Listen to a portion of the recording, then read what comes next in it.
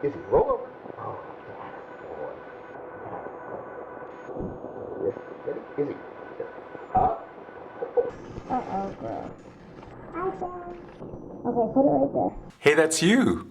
My mom pointed me out a photograph on the front page of a Honolulu Star Bulletin. Several children going on the giant sky slide. A sky slide was a giant slide kids rode on to get from the top to the bottom. That doesn't exist today because of liability issues. But sure enough, that was me. That little speck, that was definitely me. And we were working in the newsroom in the dark with flashlights, no power, no computers. Quickly, the only way to put any information out would be online. Thousands of people look at our website every day, in the country and on the mainland, all over the world. People just have an interest in Hawaii, and they'll call up our website every day to see what the surf is or get a beach shot. When I was born, I had jaundice, and that's when the skin doesn't have enough vitamin A, and it's yellow. We got a hold of some portable generators that the maintenance people had, but we didn't have any gasoline. And we drained the gasoline out of the delivery trucks. C-U-F-E-E. Or was it C-U-F-E? There are two ways of spelling Paul Cuffey, and that was an article in the National Children's News magazine, The Weekly Reader. We had about maybe 5 people posting. I was one of them. I was working with a battery, and the process was so slow that it was taking about 25% of the battery to produce one story. The doctor said that I have to get lots of sunlight, and my dad put me out in the sun, and my mom got mad because she didn't want my skin to get ruined. My letter got published. I wrote, "You people made a mistake. You spelled it C-U-F-F-E, or is it C-U-F-E-E?" Even as a 9-year-old, I was pretty direct. We didn't have any lights, and we didn't have any air conditioning. And letters started pouring into my elementary school from all over the country. I got a couple of them, but after a while, my teachers stopped giving them to me. How old were you when you wrote this report?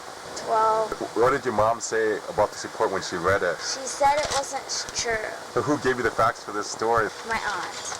The windows in the advertising newsroom were welded shut because of the air conditioning system. So it was like a steam bath. We didn't have anything to eat. Some people went home and cooked things on gas grills and brought them in, and we ate that. Other people went out and bought peanut butter and jelly in supermarkets and potato chips and junk. A 27-line poem in the Stanford University Daily, an article in International Documentary Magazine, or even an article in Seattle Magazine. I know a lot of people have seen these articles about me, but do you think anyone ever figured it out? That's one person. If we hadn't gotten power to the Kapolei plant, which is where our printing press is, we wouldn't have been able to print. It can't run off a generator, it's too big. We were able to put out 10 pages of coverage. Never had to yell, "Stop the presses," but I probably had a couple of occasions where I slowed the presses down. No one really cares except me. I'm really excited whenever I get my name or face in a publication, whether it's a regional one or even a national one. Even a national one that no one reads except people that are in a documentary field.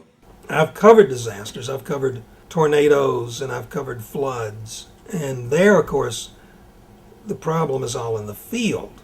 This was the only time I've ever done it where the disaster itself affected the newsroom. There's a difference between a hot chase and a cold chase.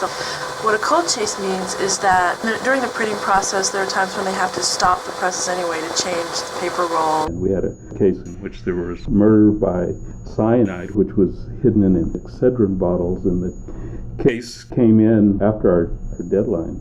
If you tell them it's a hot chase, that means that they literally do stop the presses. I had to get the verdict into the paper. We had to hold the paper for that. Actually, I had to hold it a real long time because just as I got the story ready, the computer system crashed.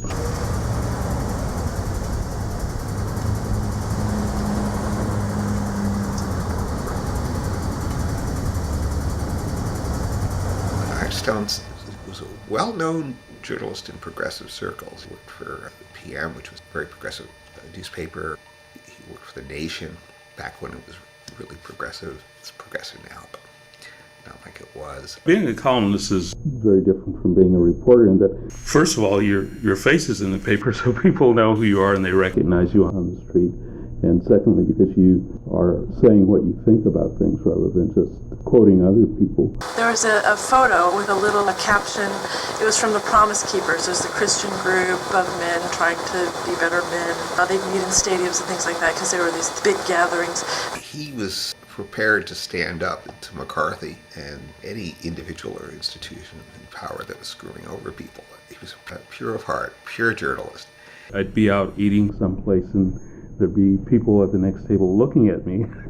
And I couldn't figure out why at first because I wasn't used to being a columnist, and then somebody would come over and say, hey, you wrote that article about whatever. The photo was mainly from their waists up, so you couldn't really see. I mean, they probably had pants on, but you just saw these two men with their naked torsos hugging each other, and somebody had written the little lead into the caption that said, "A promising weekend," and I thought, that's just too much of a double entendre, so we changed it to something. And it was well enough known, this is in the 50s, early 50s, to start his own journal. Albert Einstein was one of his first subscribers. Somebody, when I first started doing it, said it would be easy the first 6 months because everybody has that many ideas floating in their head, and then after that it gets harder. And it really does. There was a columnist who had won the Pulitzer Prize, and he was being interviewed about the hundreds and hundreds of columns he'd written over his long career. And he said, well, actually I've only written about 5 columns. I just keep recycling the ideas. One of the things that they say about copy editors is that it takes a dirty mind to edit a clean newspaper. And that's true. You got to kind of, look at all the angles of everything you write to make sure that there's not something in there that you really wouldn't want your kid to read. And I think that's true, that most people have a few things that they really care about, a few issues, a few ideas. And you find stories that help you to tell something about those ideas. I'm really interested in social justice, for instance. So I try to find stories that speak to that. He was ideologically driven, much the humanist. He explained the issues to you. He put them in context. His basic research was it was so unique for the time. The themes are limited. 4 or 5 themes that I follow a lot, and that helps me to pick stories because I know what it is I'm looking for. Do you think he's relevant today? He's relevant in that he set the standard for objective reporting, not influenced by class prejudice or corporate interest or careerism.